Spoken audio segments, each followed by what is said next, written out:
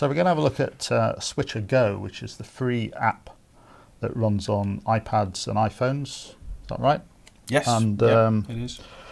Makes an interesting alternative if you've got a relatively small job and you can't justify taking out a whole load of cameras and PCs and you want to be really mobile, then this is well worth a look. So you're going to show me how it all works. I am, yeah. So Martin's got the bigger iPad, which is going to act as the camera, and the small iPad, which is to my left, that's going to act as the master controller. So we're going to use this to do the streaming, to take in the audio, but to control the camera functions on this iPad. So this could be set remotely.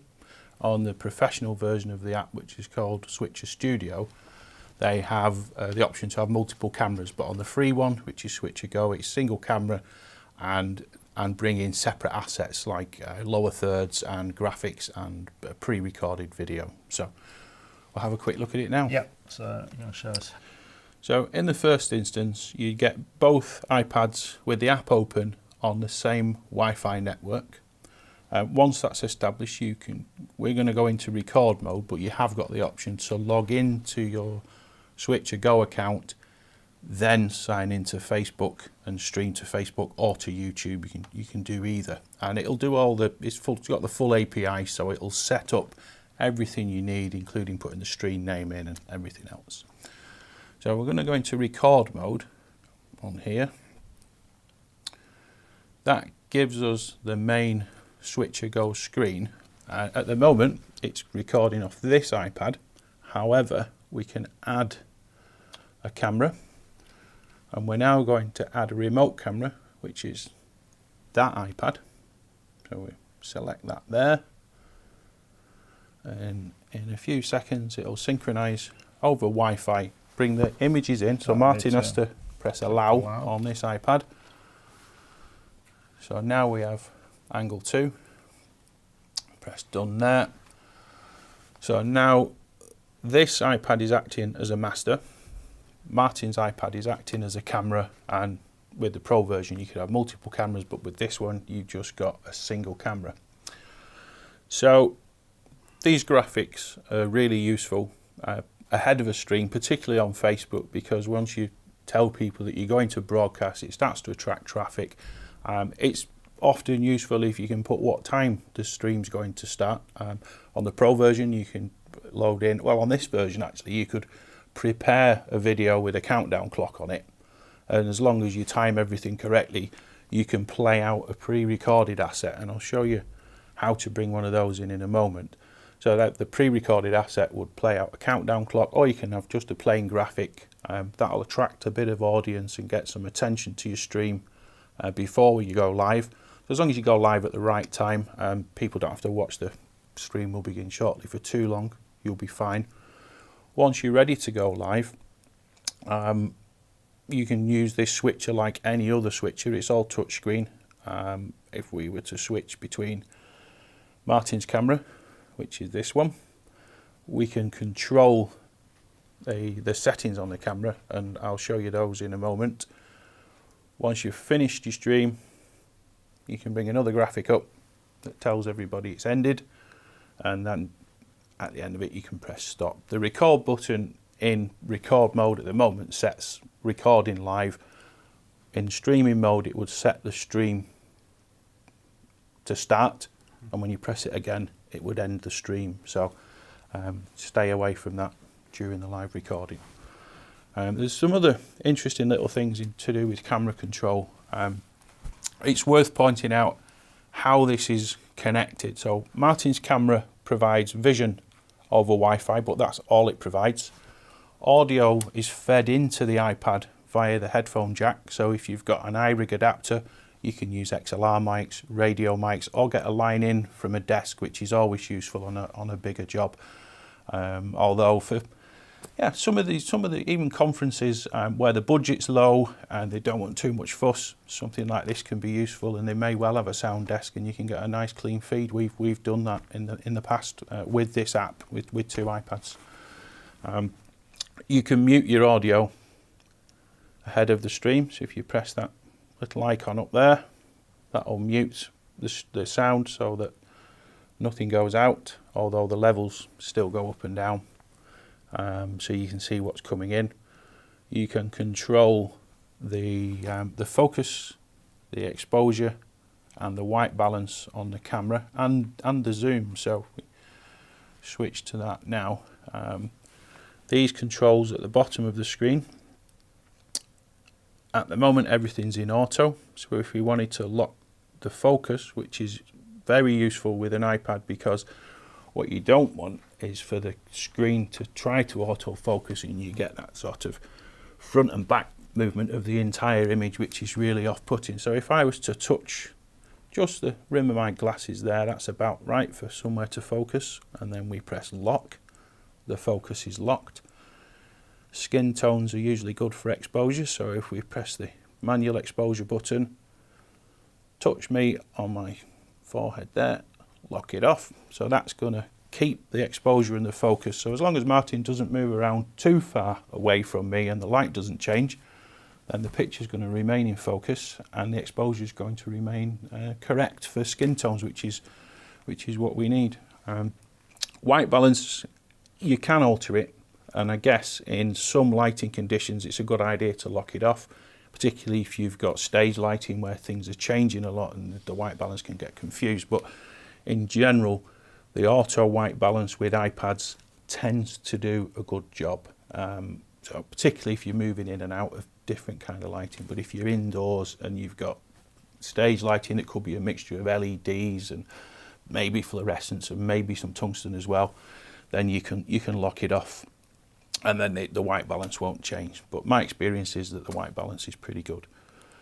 The next feature that you can make use of is the zoom, and the zoom is a crop type zoom. I'll just refocus as Martin's moved back a little bit. In fact, I better do it on the screen. So the zoom control is here, so we can zoom in and out there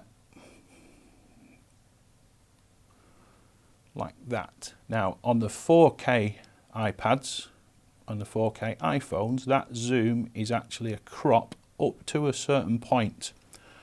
Now on the free version of the app, there's no indication that you've gone into digital zoom. If I go back to the wide angle, then it's steadier. I understand that on the professional version there's a red halo that goes around the screen when you've gone beyond the digital crop function and you're actually then into digital zoom.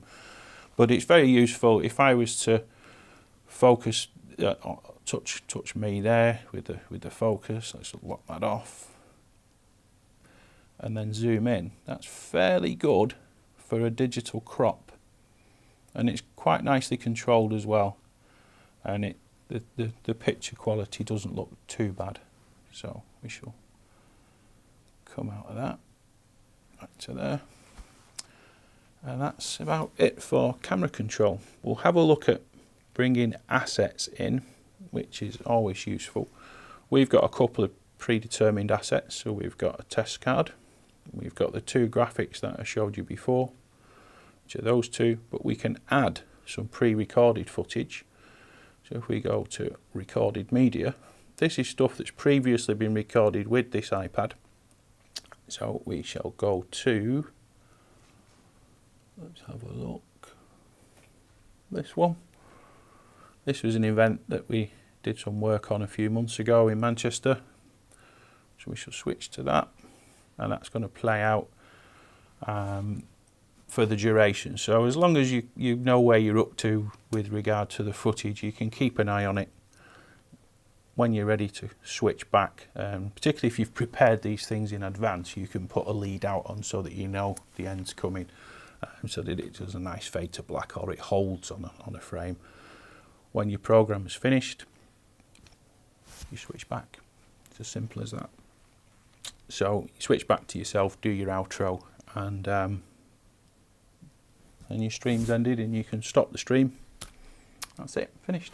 So this will work on the whole range of iPads? It does, yeah. iOS 10 is supported for everything. So if it's an iOS 10 device, which is sort of most of the iPhones, I think the 5S onwards, I think the 5C hasn't got iOS 10, but everything, the 5S has, and so anything newer than that. This is quite an old iPad. It's an iPad Mini 2. It must be 5 years old, maybe. That one's relatively new, so that's a more modern device. In any of the iOS 10 capable devices can support SwitcherGo and Switcher Studios, and that includes iPod Touches, and they're really useful because they're very small, they're very cheap, they're less than £200 new. You can record for a few hours even on the 16GB version, and on Switcher Studio, which is a subscription model, I think it's about $25 a month, which translates to sort of 22 odd pounds a month. You can deploy 4 or 5 of those around a venue, bringing in pictures, and you'd see all your multiple streams in the preview window, and use those as very nice, neat remote cameras. And you could even put one on a lectern if you've got somebody speaking, and the audience might not even notice that it's there. So yeah, very useful, very portable. We've used these things at football matches to record interviews. We've used them at a debate in Manchester where there are lots and lots of people around. We've used them for very small news type events, for covering little stories, and it's been very reliable, very useful. Should I perhaps explain about the audio? Because that's important. Indeed. Yeah. The thing you need to be aware of when you're using these types of devices is that the audio only comes from the master iPad. So in this mode, this iPad has got a jack input on it, and that's where you would feed the sound in, irrespective of which camera you're using. So the one that's doing the streaming is always the one that has the audio going to it, and you can control the levels. If you have an iRig adapter, you've got a nice level indicator at the top of the screen there, and that will allow you to judge when it's going over. So there we go, hit the red then.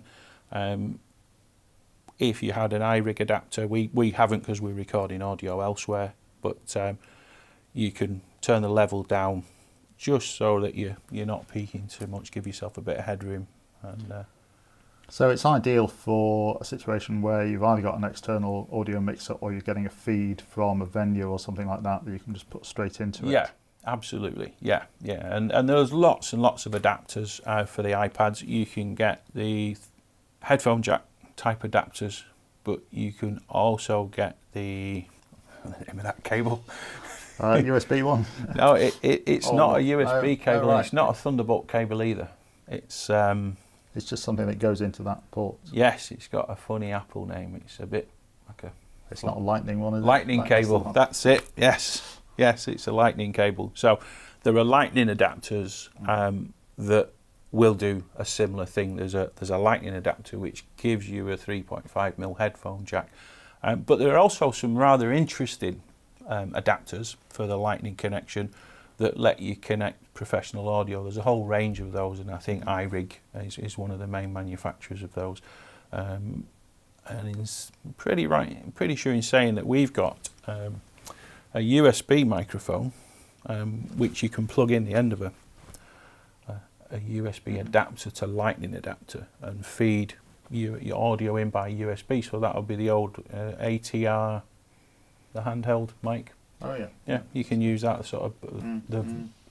But I mean, the main microphone socket, the one you were pointing to on the left, that's a standard mini jack, is it? 3.5. It's a TRRS connector.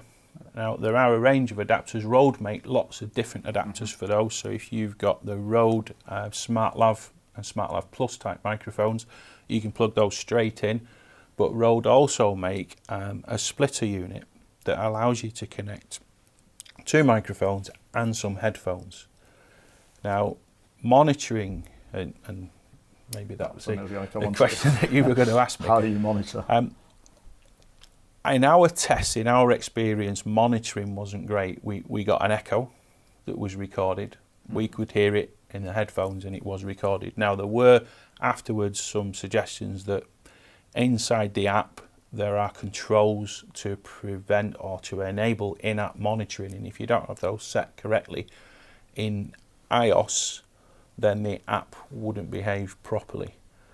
But this was a few months ago, so the brief testing that we did, we weren't able to fully work out why the monitoring didn't work. But with these things, with the Rode SmartLav Plus, which is what we tend to use if we're out and about with it, and with the iRig, we can see the levels. The iRig itself has got a little headphone jack on it, so you can hear what's going in. You don't necessarily hear what's coming out, but you can see it and you can hear it as it goes into the iRig device. So that's okay. It's got its own monitoring.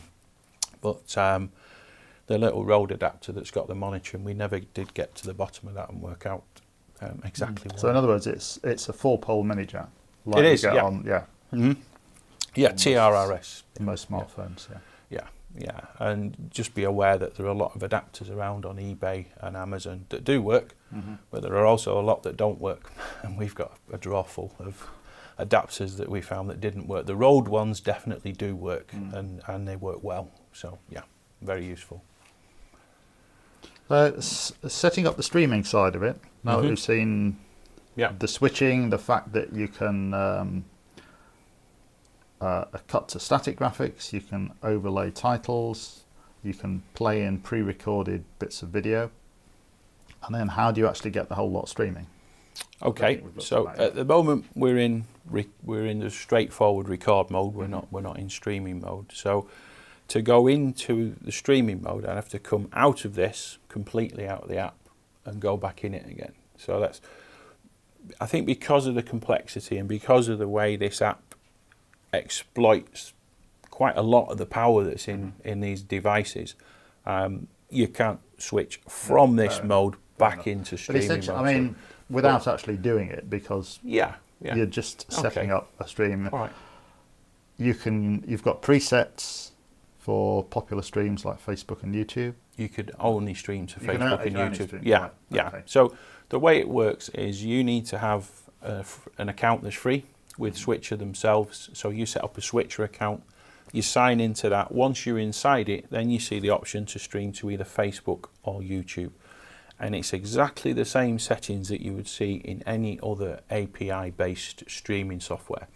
So if you using vMix, for example, you see the settings for Facebook, and it will guide you through it. It will set up the stream, you enter the stream name, a description, and all the handoff of the code is done behind the scenes, and you just say, right, okay, I'm ready. So that sets up the stream, but you don't actually stream till you hit the record button. So once you've gone through the API of either Facebook or YouTube, you come back to this window, but the record button then acts as the stream button. But it also archives the footage to the device. So, and interestingly, on the professional version of this, on the more expensive one, or the one that costs money because this one's free, you get ISO recordings from all the cameras, and you get, I'm guessing it's an XML file that talks to Final Cut Pro, so you can assemble all of this, the master file from in here, with all the ISO files, and create a project within Final Cut and go back in and fix anything that wasn't quite right. And that works with either live streams or recorded directly to the device. You don't have to use it live. You can use a multi-camera setup to just do a recording for internal use or for review or for a school where it doesn't have to be public, that kind of thing. I just mentioned these handles. Presumably these are standard accessories. Yes, for iPads and iPods. Both of these iPads are in what's called iOgrapher grips. I know they sell a few different types online, but the iOgrapher models are by a guy who I think is a school teacher, a guy called Dave Basilto, and I think the website is iographer.com. You can get them from Amazon, you can get them from people like Gear for Music in the UK. Very useful. You can fit accessory lenses, so on the back of this one, if I turn it around, we've got the world's shoddiest tripod, but we'll have a go at turning it around. There we go. You get Probably got a picture of this separately. Yeah, you get a 37mm lens thread. You can put wide angle adapters, you can put tele adapters on. Just be aware that if you do get a wide angle adapter, to fit onto either of the two devices, that it needs to be a good one. The poor ones, the cheap ones that they used to sell in Currys and places like that, you can tell they were the standard def lenses. They're not very good. They're a bit woolly and they tend to flare a lot. So the other fixtures that are on here, this one's got 3 cold shoe mounts on it, so you can bolt devices to it that are on a shoe mount. It's got a 1/4-20 thread underneath it, so you can mount it on a tripod. So the one on the tripod. Yeah. Now I think this one, the one for the iPad Pro, has got a couple of 1/4-20s on the edges. So yeah, on the end of the handles. Yeah. There are 1/4-20s. Right. So they're useful for putting things like magic arms on. But these on the top, we've had a little LED pup lamp and a Rode Video Mic Pro with one of the Rode step-down adapters, and we've used that successfully for interviews. Absolutely minimal kit. The handles help you to hold the iPod or iPad steady and get nice, reasonably steady shot. There is some digital stabilization within some of these devices, not in all of them, but in some of them. I know that it's in the iPod Pro, because if you move it and then stop suddenly, you can see the image sort of gradually stop with you. It's not it's not sharp. Seems to be fairly easy to hold it. Yeah. Reasonably level and still. Now, you don't have to use this in multi-device mode. You can use it as a single device.